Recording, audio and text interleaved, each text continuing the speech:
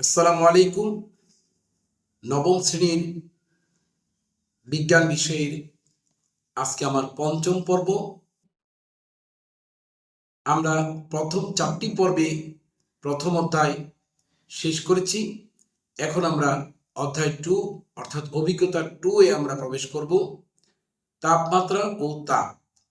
এই অধ্যায়ে আমরা তাপ ও তাপমাত্রা কি, তাপ ও তাপমাত্রা সম্পর্কে ব্যাখ্যা করে জানব এবং তাপমাত্রার বিভিন্ন স্কেলের মধ্যে সম্পর্ক স্থাপন করব। সর্বশেষ এই ভিডিওতে আমি তোমাদেরকে তাপমাত্রার বিভিন্ন স্কেলের সম্পর্কের মাধ্যমে গাণিতিক সমস্যাগুলো সমাধান করে দেখাবো। তো বন্ধুরা, তোমরা অধৈর্য হবে না, ভিডিওটি স্কিপ করবে না। যদি স্কিপ করো তাহলে ভিডিওর কিছুই বুঝতে পারবে না। যদি তোমাদের বিজ্ঞান ক্লাস বুঝতে হয় তাহলে অবশ্যই স্কিপ না করে সম্পূর্ণ ভিডিওটি দেখবে। আমি আশা করছি ভিডিও স্কিপ না করে পুরো ভিডিওটি তোমরা দেখবে। তো এখনো যারা আমার চ্যানেলটি সাবস্ক্রাইব করনি তারা অতি দ্রুত সাবস্ক্রাইব করে দাও, যাতে করে আমার ভিডিওগুলো তোমার মোবাইলে অতি দ্রুত চলে আসে। আর যারা সাবস্ক্রাইব করেছো তাদেরকে অনেক অনেক ধন্যবাদ জানিয়ে আমরা এক্ষুনি আমাদের মূল ভিডিওতে প্রবেশ করছি। বন্ধুরা, আমরা স্ক্রিনে দেখতে পাচ্ছি তাপ। তাপ মানে ইংরেজিতে যাকে বলে হিট। তাপ এমন এক প্রকার শক্তি যা আমাদের শরীরে ঠান্ডা বা গরমের অনুভূতি জন্মায়। একে কিউ দ্বারা প্রকাশ করা হয়। তাপের একক হচ্ছে জুল। তো এই যে ঠান্ডা বা গরমের অনুভূতি, আসলে অনুভূতিটা কি এটা আমাদেরকে বুঝতে হবে। কখন ঠান্ডা লাগে এবং কখন গরম লাগে এই জিনিসটা আমাদেরকে বুঝতে হবে। আমরা বোঝার সুবিধার্থে তোমাদেরকে কয়েকটি ছবি দেখাচ্ছি। দেখো, প্রথমে আমরা একটা ছবি দেখাচ্ছি। দেখো, তাপের একটা ধর্ম আছে। তাপ সবসময় উচ্চ তাপ অঞ্চল থেকে নিম্ন তাপ অঞ্চলের দিকে প্রবাহিত হয়। অর্থাৎ যেদিকে তাপ বেশি সেই দিক থেকে কম তাপের দিকে প্রবাহিত হয়। লক্ষ্য করো, এখানে মিটারের তাপ অনেক বেশি, এখানে একটু কম, এখানে আরো কম। অর্থাৎ এটা ঠান্ডা, এটা গরম। হট মানে গরম, কোল্ড মানে ঠান্ডা। অর্থাৎ তাপটা এখন এই দিক থেকে এদিকে যাচ্ছে। ওকে, এখন তাপ কিভাবে যায়, গেলে কি হয়, একটু পরে আমরা তা বুঝবো।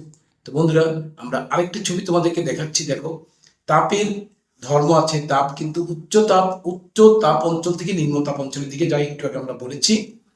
তো দেখো, এখানে দেখো কনভেকশন। কনভেকশন মানে তাপের পরিচলন। এই যে পানির মধ্যে যদি তাপ দেওয়া, দেখবা তাপ একবার উপর উঠে, নিচেরটা গরম হয়, নিচেরটা উপরে উঠে, আবার উপরেরটা গরম, উপরেরটা নিচে দেয়। এই যে চলাচল করে, এটা হচ্ছে পরিচলন পদ্ধতিতে তাপের সঞ্চালন, যেটাকে বলা হয় তাপ। উচ্চ তাপ অঞ্চল থেকে নিম্ন তাপ অঞ্চলের দিকে এইভাবে যায়, নিচেরটা গরম হয়ে উপর দিকে আসে। এবার কন্ডাকশন। কন্ডাকশন হচ্ছে তাপ সঞ্চালন বা তাপ পরিবহন। এই যে দেখো, এটা গরম হয়ে এই হাতের মধ্যে আস্তে আস্তে আস্তে আস্তে তাপ চলে যাচ্ছে। এবার লাস্টে রেডিয়েশন। রেডিয়েশন মানে হচ্ছে বিকিরণ। কিছু কিছু অবস্থা আছে যে তোমার কোনো মাধ্যম ছাড়াই তাপ উচ্চ অঞ্চল থেকে নিম্ন অঞ্চলের দিকে ধাবিত হয়। এটা হচ্ছে বিকিরণ। কোথাও যদি আমরা আগুন জ্বালাই, দেখো এই গরমটা কিন্তু এখানেও চলে আসে কোনো মাধ্যম ছাড়া। এটা হচ্ছে তাপের সঞ্চালনের 3টি পদ্ধতি। তো তাপ আমরা এতক্ষণ বুঝতে পারলাম যে উচ্চ অঞ্চল থেকে নিম্ন অঞ্চলের দিকে ধাবিত হয়। ওকে, তো আমরা এটা উচ্চ তাপ অঞ্চল, এটা নিম্ন তাপ অঞ্চল, এখান থেকে এখানে চলে গেছে তাপটা। দেখো, আমরা আরো দুটো ছবি দিয়ে দেখি। দেখো, দুইজনের হাত এখানে দেখিয়েছি। এই ভদ্রলোকের হাতে তাপ এখানে চলে যাচ্ছে, অর্থাৎ তার নিশ্চিত তাপমাত্রা তার শরীরে 104 ডিগ্রি আমরা ধরে নিলাম, আর তার শরীরের তাপমাত্রা আমরা ধরে নিলাম কি 99 ডিগ্রি। ওকে, তার শরীরের তাপমাত্রাটা আমরা ধরে নিলাম 99 ডিগ্রি বা 98 ডিগ্রি। তাহলে নিশ্চয়ই এখান থেকে তাপ এখানে যাবে। তাহলে এই লোকের দেহ থেকে যদি তাপ এখানে চলে আসে, নিশ্চয়ই এটা বেশি এখান থেকে এখানে যাবে। চলে আসলে অবশ্যই তার শরীরের তাপমাত্রা কমে যাবে। কমে গেলেই তখন সে এই ব্যক্তিকে বলবে ঠান্ডা, তাপটা এদিকে যাচ্ছে। ওকে, তাহলে এই ব্যক্তিকে কি বলবে? ঠান্ডা বলবে। আর এই ব্যক্তি বলবে একে গরম, কারণ এর শরীর থেকে এর শরীরে তাপ প্রবেশ করায় তার তাপমাত্রা 98 থেকে বেড়ে গেছে, এই জন্য তাকে সে বলবে গরম। অর্থাৎ ঠান্ডা বা গরমের অনুভূতিটা আমরা যখন আমাদের শরীরে তাপ প্রবেশ করে তখন আমরা গরম বলি, আর যখন তাপ আমাদের শরীর থেকে বেরিয়ে যায় তখন আমরা ঠান্ডা বলি। যেমন এখানে দেখো, একজন মা তার সন্তানকে দেখো মাথায় হাত দিয়ে তার জ্বর আছে কিনা সেটা যাচাই করছে। তো দেখো আমরা এখন ধরে নিলাম মায়ের শরীরের তাপমাত্রা 99 ডিগ্রি ফারেনহাইট, আর এর তাপমাত্রা হচ্ছে তোমার কি 103 ডিগ্রি ফারেনহাইট। ওকে, 103 ডিগ্রি, তাহলে নিশ্চয়ই 103 বেশি, তাহলে এর থেকে মায়ের শরীরে কি তাপ চলে যাবে, তাহলে তাপটা এদিকে আসবে। কোন দিকে? এদিকে। অর্থাৎ এর তাপমাত্রাটা কমে যাবে আর এর তাপমাত্রাটা বেড়ে যাবে। তাহলে মায়ের শরীরের তাপমাত্রা যদি বেড়ে যায় তখনই মা তার সন্তানকে বলবে অনেক গরম। আর যদি সন্তানের তাপমাত্রা হ্রাস পায় তখন সন্তান বুঝতে পারবে যে তার ঠান্ডা লাগছে। অর্থাৎ ঠান্ডা বা গরম আমরা কি করি, অর্থাৎ তাপের কি সঞ্চালনের মাধ্যমে আমরা বুঝতে পারি যে এটা ঠান্ডা নাকি গরম। এই যে ঠান্ডা বা গরমের অনুভূতি আমাদের মনের মধ্যে জাগে, সেটাই হচ্ছে তাপ। এবার আসো তাপমাত্রা, টেম্পারেচার। তাপমাত্রা হচ্ছে বস্তুর তাপীয় অবস্থাকে টি দ্বারা প্রকাশ করবে। এর একক তিনটা: ডিগ্রি সেলসিয়াস, ডিগ্রি ফারেনহাইট এবং কেলভিন। এর একককে আমরা নর্মালি কেলভিন স্কেল দ্বারা প্রকাশ করি, কে দ্বারা প্রকাশ করি। ওকে, তাপমাত্রা মানে তাপটাকে মাপবো যেভাবে, সেটা হচ্ছে তাপমাত্রা।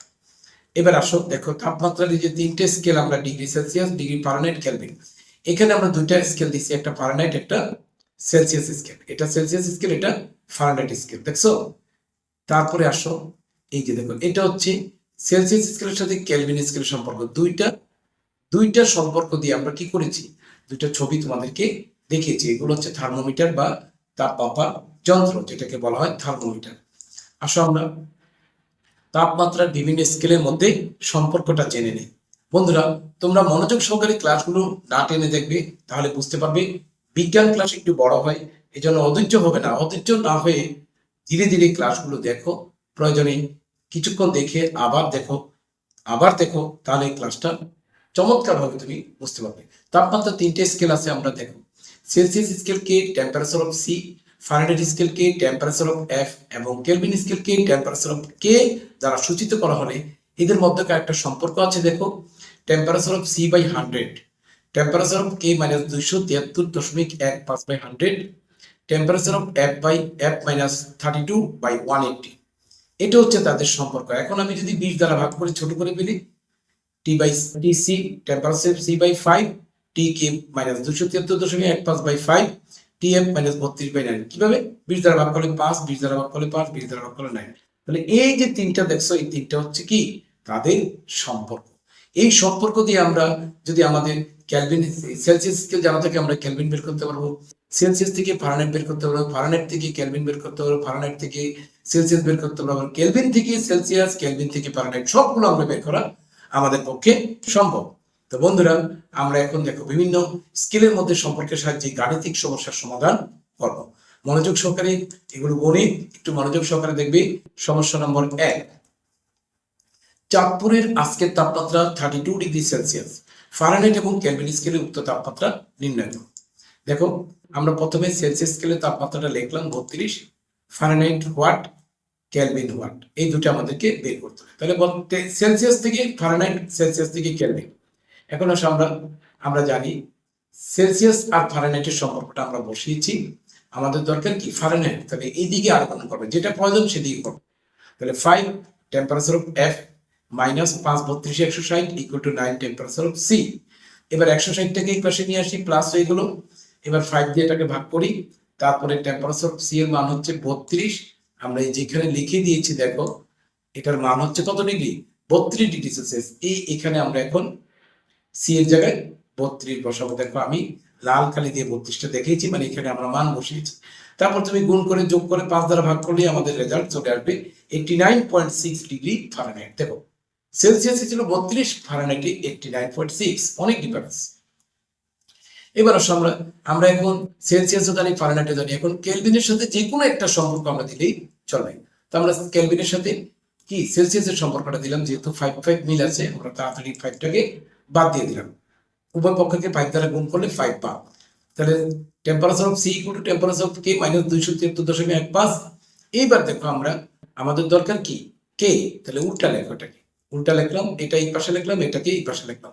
এবার 273টাকে এই পাশে পাঠিয়ে দিই, প্লাস করে এবার এটার মান বসিয়ে দিই। দেখো টেম্পারেচার কি সি হচ্ছে 32, এই যে আমাদের কাছে 32 আছে।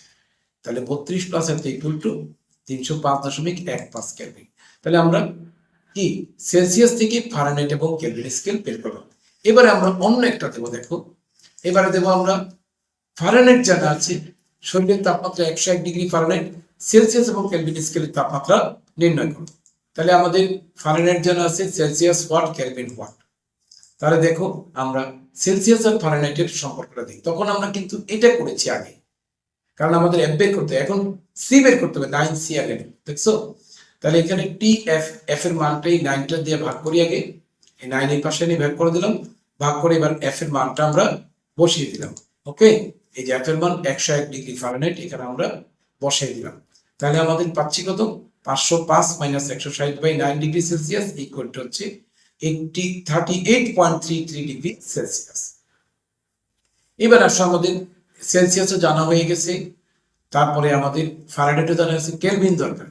তাহলে Celsius by 5, C by 5, K minus 273.15 by 5 আমরা বসিয়ে দিলাম, 5 বাদ দিলাম। এখন আমাদের কে প্রয়োজন, এটাকে উল্টা লিখি। এবার এটাকে এই পাশে পাঠিয়ে দেই, পাঠিয়ে টেম্পারেচার অফ সি এর মানটা আমরা বসিয়ে দিই, এই যেটা দেখছো টেম্পারেচার অফ সি এর মান হচ্ছে এটা, বসিয়ে দিলাম। তাহলে আমরা পাইছি 353.48 কেলভিন। ওকে, দুইটা শেষ। এবার 3 নম্বর সমস্যা দেখো, আরেকটা বাকি আছে আমাদের। 3 নম্বর আছে, এবার কেলভিন জানা আছে, দেখো পানি এত কেলভিন তাপমাত্রায় বাষ্প হয়, সেলসিয়াস ও ফারেনহাইট স্কেলে কত তাপমাত্রায় পানি বাষ্পে রূপান্তরিত হয়। তাহলে পানির স্ফুটনাঙ্ক এত কেলভিন, এখান থেকে আমরা সেলসিয়াস এবং ফারেনহাইট বের। তাহলে প্রথমে কেলভিন দেওয়া আছে, সেলসিয়াস আর ফারেনহাইট ওয়াট। এবার আসো আমরা চলে যাচ্ছি সেলসিয়াস আর কেলভিন দ্বারা আমরা সম্পর্ক দেখালাম, 5 বাদ দিলে এই দেখছো। এখন আমাদের কেলভিন জানা আছে, সরাসরি কেলভিনে মান বসিয়ে দিলাম। এই যে কেলভিনটা হচ্ছে 373.15। তাহলে 373.15 থেকে এটা বাদ দিলে আমাদের হচ্ছে 100 ডিগ্রি সেলসিয়াস, অর্থাৎ পানি 100 ডিগ্রি সেলসিয়াস তাপমাত্রায় বাষ্পে রূপান্তরিত হয়। ওকে, এবার আসো আমরা চলে যাচ্ছি সি বাই 5, F মাইনাস 32/9, অর্থাৎ আমরা সেলসিয়াস আর ফারেনহাইটকে সম্পর্ক করলাম। আমাদের দেখো সেলসিয়াসও জানা হয়ে গেছে, কেলভিনও জানা হয়ে গেছে, তাহলে আমাদের এখন ফারেনহাইট দরকার। তাহলে এইদিকে আর গুণ করবো আমরা, তাহলে 5 TF মাইনাস 160 ইকুয়াল টু এত। এবার আসো এটাকে এই পাশে পাঠিয়ে দিলাম, 5 দ্বারা ভাগ করব, 5 দ্বারা ভাগ করব কারণ 5 এটা গুণ, এখানে আসলে ভাগ। এবার এটার মান বসিয়ে দিব, টেম্পারেচার অফ সি হচ্ছে তোমার এই যে 100 ডিগ্রি সেলসিয়াস, এই যে 100 বসিয়ে দিলাম, 900 আর 160 হচ্ছে যা হয় তাকে 5 দ্বারা ভাগ করলে 212 ডিগ্রি ফারেনহাইট। তাহলে দেখো আমরা প্রত্যেকটা স্কেল থেকে রূপান্তরিত হয়ে অন্য দুটি স্কেল আমরা বের করে দেখালাম। এবার আমরা শিখবো চতুর্থ সমস্যা, একটা চমৎকার সমস্যা তোমাদেরকে দেখাবো, যে দেখো কত তাপমাত্রায় সেলসিয়াস এবং ফারেনহাইট স্কেলের সমান হয়, তাপমাত্রা কি হয়ে যায় সমান। এমন একটা টেম্পারেচার আছে যেখানে গেলে সেলসিয়াস এবং ফারেনহাইট স্কেল কি হয়ে যায়, সমান হয়ে যায়। তাহলে আমরা এটা কিভাবে বের করবো, দেখো আমরা ধরে নিলাম 1 ডিগ্রি তাপমাত্রায় সেলসিয়াস ও ফারেনহাইট স্কেলের তাপমাত্রা কি সমান হয়ে যায়। তাহলে সেলসিয়াস আর ফারেনহাইটের সম্পর্কটা আমরা বসিয়ে দিই, সি বাই 5, F মাইনাস 32/9। তাহলে এটাও x ডিগ্রি, এটাও কি x ডিগ্রি, দুইটার মধ্যে আমরা কি x বসিয়ে দিলাম। ওকে, এবার দেখো আর গুণন করো, এদিকে করলে হয় 9x আর এদিকে করলে হয় 5x। তাহলে আমরা বড়টা নেই, 9x equal to 5x minus 160। তাহলে x 9x মাইনাস 5x এইটাকে এই পাশে নিয়ে আসতে হবে, মাইনাস 160। তাহলে 4x equal to minus 160, x equal to হচ্ছে 4 দ্বারা ভাগ করলে 4 4 16 0 0 40 ডিগ্রি। ওকে, তাহলে দেখো x এর মান 40 ডিগ্রি, তার মানে 40 ডিগ্রি তাপমাত্রায় সেলসিয়াস এবং ফারেনহাইট স্কেলের তাপমাত্রা কি হয়ে যায়, সমান। তো বন্ধুরা, আশা করি তোমরা সম্পূর্ণ ভিডিওটি মনোযোগ সহকারে দেখেছো এবং বুঝেছো। যদি না বুঝে থাকো তাহলে অবশ্যই আমাকে কমেন্টস বক্সে কমেন্টস করবে, আমি তোমাদের কমেন্টসের উত্তর দেওয়ার চেষ্টা করব। আর যদি তাও না বুঝো তাহলে বারবার ক্লাসটি দেখবে। আমরা জানি একেবারে না পারলে দেখো শতবার, আমরা বারবার যদি ক্লাসটা টেনে টেনে দেখি তাহলে অবশ্যই আমরা এই গাণিতিক সমস্যাগুলো সহজেই সমাধান করতে পারবো।